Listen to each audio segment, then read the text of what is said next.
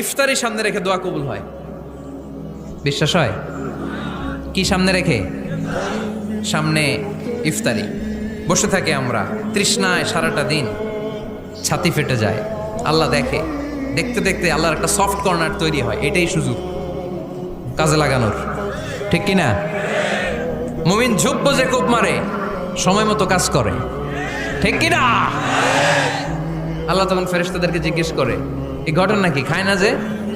খায় না কেন? আল্লাহ রোজা রাখছে। এগুলো কি? রো আফজা, পেঁয়াজ, আলুর চপ, বেগুনি, মুরগির রান খায় না। খায় না কেন? ওরা যে ক্ষুধার্ত, আল্লাহ আপনার ভয়ে। তাই কি চায়? আল্লাহ আপনার কাছে ক্ষমা চায়, ক্ষমা চায়। আল্লাহ রহমতের দরিয়ায় জোশ খেলে যায়। আল্লাহ তখন বলে, আমারে দেখছে নাকি ওরা? ফেরেশতারা বলে, না দেখে নাই। আমার জান্নাত জাহান্নাম দেখেছে? না দেখে নাই। আমারে না দেখে, জান্নাত জাহান্নাম না দেখে আমার এত ভয় করে। যাও, আজকের এই রোজার বিনিময়ে এখন বান্দা যা চাইবে সব কবুল করে নেব।